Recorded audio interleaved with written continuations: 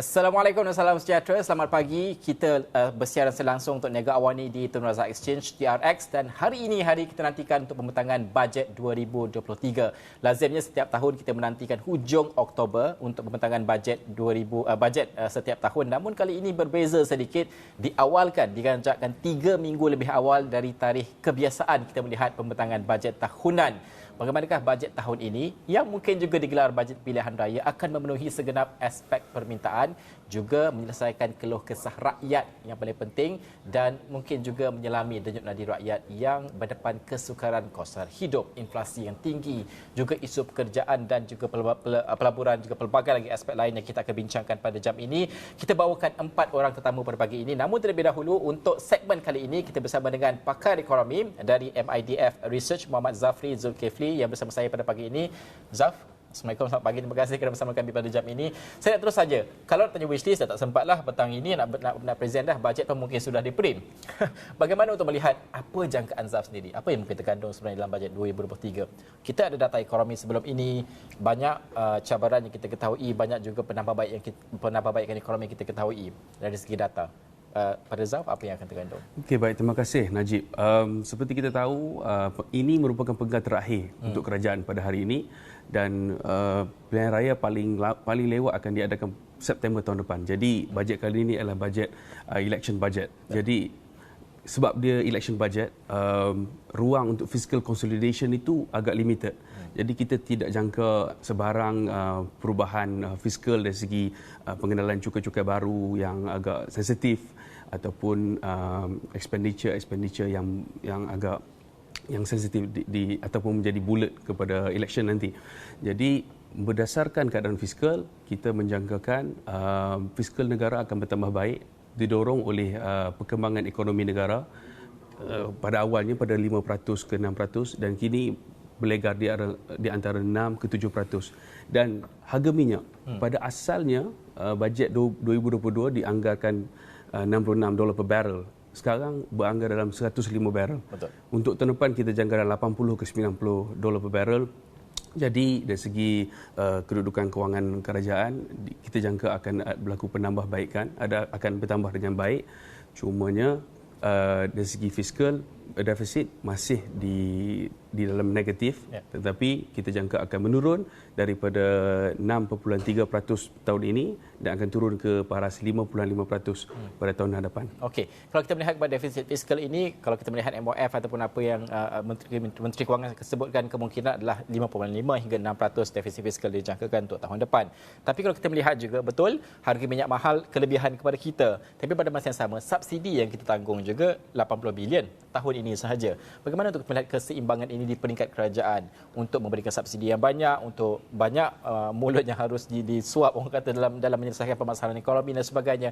Keseimbangan ini titik tengahnya untuk kerajaan susah ke tidak sebenarnya? Okey, baik. Seperti saya sebut tadi, ini adalah election budget. Jadi tidak akan berlaku, saya jangka tidak akan berlaku sebarang penurunan subsidi dari segi harga minyak dan minyak masak dan etc. Cumanya kalau kita untuk jangka masa yang pendek ini, kemampuan oil related revenue kita masih cukup untuk tampung subsidi. Ya, untuk medium term dan long term kerajaan akan berubah ke arah kurangkan subsidi dan lebih kepada free market, especially untuk harga minyak petrol dan harga barang-barang yang lain. Namun untuk bajet kali ini, kita jangkakan kerajaan akan memberikan lebih banyak insentif dan bantuan kewangan, khususnya kepada golongan B40 dan juga M40 untuk bajet kali ini. Sebab pada pendapat kami, kalau kerajaan kurangkan subsidi minyak, dia akan trigger chaos dan seperti kita lihat di Jakarta, kenaikan sebanyak 30% sahaja harga minyak di sana telah membuatkan rakyat marah. Ya. Jadi saya tak fikir kerajaan dengan election budget ini mampu buat begitu. Saya faham election budget dan juga tindakan populis itu mungkin akan kita jangkakan akan berlaku. Cuma kalau kita melihat ramai penganalisis ekonomi mengatakan bahawa ini adalah tempoh sesuai untuk kita membuatkan rombakan struktur kita ketika kita berdepan krisis ataupun keluar daripada krisis. Adakah ini tempoh ada sedikit ruang perubahan struktur yang boleh dilaksanakan untuk bajet tahunan 2023? Ada ruang, khususnya bila kedudukan oil related revenue itu dijangka bertambah baik dan kekal di paras yang tinggi. Namun seperti kita sebut tadi, ini adalah election budget dan keadaan politik yang agak tidak stabil dan berlaku banyak pertumbungan. Jadi saya rasa ini tahun ini ataupun tahun depan merupakan bukanlah masa yang terbaik untuk melakukan sebarang reform ataupun perubahan struktur yang ketara. Ya. Bagaimana kita melihat untuk ekonomi ke tahun hadapan? Kerana satu, kita melihat kalau kita sebut kata di bajet election mungkin tidak ada penambahan cukai sedia ada. Bermakna asas percukaian kita adalah pada tahap mendata. Sebab sebelum ini kita ada cukai makmur bersekali. Tahun hadapan kita belum tahu lagi bagaimana keadaannya. Sebelum pilihan raya mungkin langkah populasi itu diambil untuk tidak memperkenalkan dasar-dasar cukai baharu. Kelebihannya minyak lah, kita lebih sikit dan sebagainya. Tapi adakah ini akan membantutkan segala usaha kerana bajet mengembang. Tapi pemulihan itu harus berlaku dengan pantas. Ada banyak industri yang perlu diberikan tumpuan. Pada pandangan Zaf sendiri, tahun hadapan adakah lebih mencabar untuk kerajaan dari segi memastikan pertumbuhan ekonomi dan agihan ekonomi kepada rakyat? Baik. Untuk tahun depan, keadaan global ekonomi dijangka bertumbuh pada kadar perlahan. World Trade Organization pada minggu ini menyatakan global trade akan berkembang sampai 1% berbanding 3.5% pada tahun ini.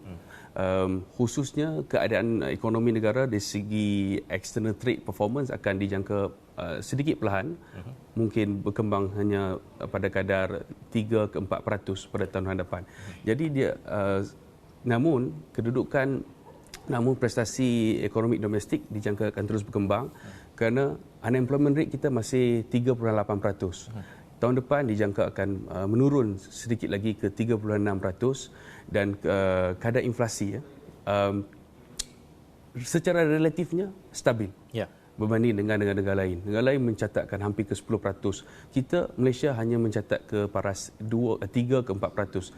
Oleh itu, kadar inflasi yang relatifnya rendah ini terus membantu dan memberi sokongan kepada perkembangan domestic spending.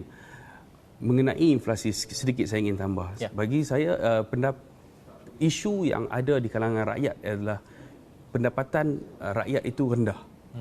Seperti saya sebut tadi, pada Selasa yang lepas, Jabatan Perangkaan menterbitkan laporan gaji pada tahun 2021. Gaji menengah ataupun median wage adalah RM2,250. Pada tahun 2019, gaji median ni RM2,400. Menurun. Tetapi slightly better than 2020. Baik. Pada tahun 2016, Bank Negara mengeluarkan satu study. Living wage di Kuala Lumpur adalah RM2,700. Itu pada tahun 2016. Jadi kalau pada 2021, median wage masih dari RM2,250. Jadi sebab itu ada tekanan dari segi pendapatan.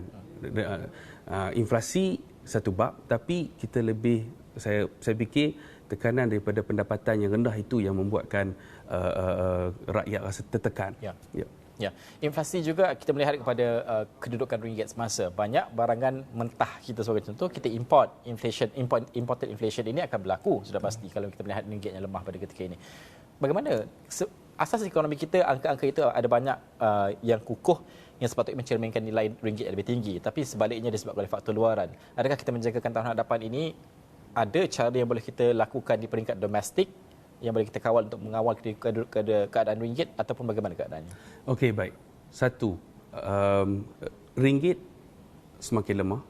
Jadi food inflation yang mana kebanyakan makanan kita import akan terus meningkat dan akan memberi kesan kepada kehidupan rakyat. Makanan merupakan hampir 30% daripada CPI basket yang kita ada. Jadi rakyat berbelanja 30% daripada perbelanjaan rakyat adalah untuk makanan. Seperti saya sebut tadi, saya jangka tahun depan kerajaan akan kekalkan fuel subsidi untuk menstabilkan kadar inflasi. Seperti mana tahun ini. Kalau tidak ada fuel subsidi, inflasi kita akan mencecah 10 ke 12%. Tapi dengan adanya fuel subsidi, inflation kita secara relatifnya stabil. Baik, untuk tahun depan, mengenai pendapatan, saya khususkan lagi ke Kuala Lumpur. Gaji di Kuala Lumpur, median wage adalah RM3,000. Living wage di Kuala Lumpur kalau ada anak 2 orang adalah 6,500 pada tahun 2016. Jadi memang tak cukup. Jadi memang ada satu tekanan. Dan kalau kita tengok takrif B40 berdasarkan tahun 2019, B40 untuk Malaysia secara amnya adalah RM3,400 ke bawah isi rumah. Manakala di Kuala Lumpur adalah RM6,000 ke bawah. Jadi kalau kerajaan memberikan bantuan B40 menggunakan Malaysia Standard iaitu 3,300 ke bawah, dia akan memberikan kesan kepada golongan-golongan B40 di Kuala Lumpur dan Selangor. Ini ialah sandwich group. Yep. They are perceived to be the M40 of the country, but yet they are the B40 in Klang Valley. Jadi saya fikir fuel subsidi akan dikekalkan untuk mengawal inflasi pada tahun depan. Walaupun ringgit akan masih lemah, jadi kita kena jangka food inflation akan terus naik.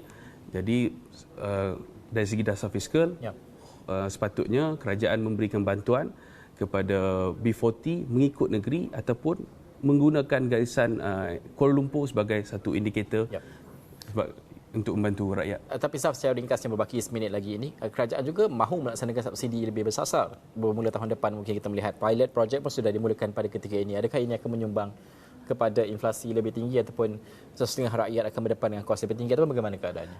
Sudah tentunya dia bila kita kurangkan, kalau kita kurangkan subsidi naik sedikit pun 20 sen, 30 sen ke harga RON95, dia akan menaikkan kadar inflasi dan dia akan memberikan kesan direct dan indirect effects throughout the economy. Jadi walaupun bersasar tapi secara indirectnya harga barang akan naik dan dia akan, at the end of the day, dia akan memberikan kesan kepada B40 khususnya dan seperti saya sebut tadi, B40 dan Kuala Lumpur yang mana 6,000 ke bawah adalah B40. Okey. Itu antara bagaimana untuk melihat sedikit saja diskusi ini, tapi ada banyak perkara yang boleh kita bincangkan dan juga sudah pasti kita menantikan pembentangan bajet 2023 bermula 3 petang ini. 4 petang akan dibentangkan bajet di Parlimen, di Dewan Rakyat oleh Menteri Kewangan Tengku Dr. Sri Zafrul, dan kami akan terus membawakan perkembangan terkini. Kita akan berhenti seketika. Selepas ini saya nak bercakap penuh tentang pembiayaan alternatif dan juga sektor kewangan Islam. Kalau bolehlah di Malaysia ini bagaimana lagi untuk memacu, propel further ke hadapan industri ini supaya pemulihan itu lebih sekata dan juga membina daya tahan ekonomi kita. Selepas ini.